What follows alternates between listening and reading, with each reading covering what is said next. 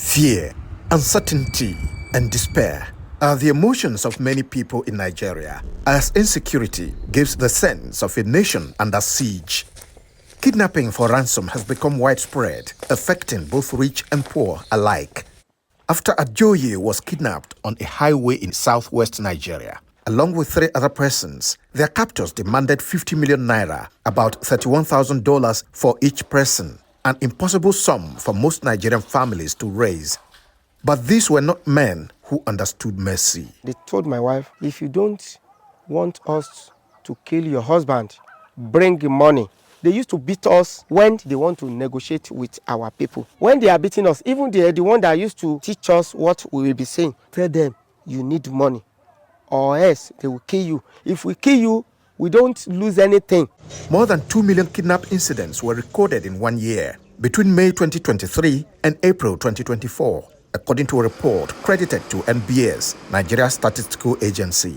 It would later say its website was hacked, but has not denied publishing the report. Another report by SBM Intelligence, a security intelligence and research firm, had a lower figure. It said 21,686 people were abducted in Nigeria between January 2019 and September 2024. In Zamfara, northwest Nigeria, Zainab spent 7 months in captivity after she was kidnapped.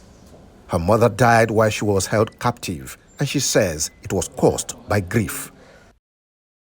We were regularly beaten, starved of food, and I felt sick while in captivity. The most horrific experience was when we were forced to dig a grave and bury another kidnapped victim.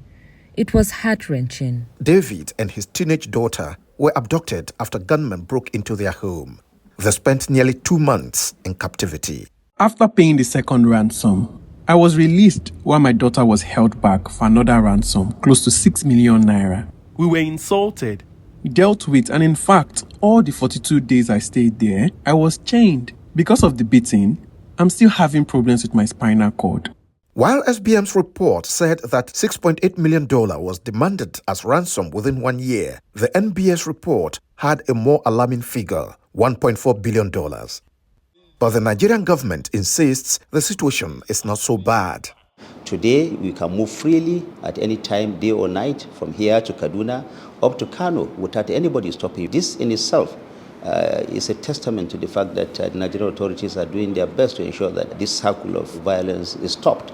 2 months before that interview with the information minister, a father and his 5 daughters were abducted in Abuja, Nigeria's capital city, where the minister sits. One of the girls was killed by the kidnappers due to delay in raising the ransom money, which became a subject of crowdfunding. The Nigerian police spokesperson has also told the BBC that the situation is not as bad as being reported.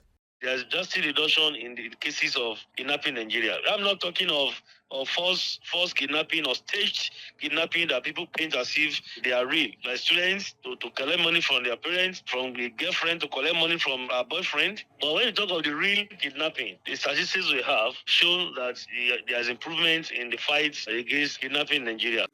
But this was not the experience of Grace Audu, a police officer who was kidnapped along with her daughter. For 3 days, the kidnappers did not give us food. On the 3rd day, they brought hot water for us to make tea. As my daughter was trying to get it, she fell in the hot water and got burns. In Nigeria, kidnapping incidents are frequently in the news. Nigerians are warned that payment of ransom is illegal.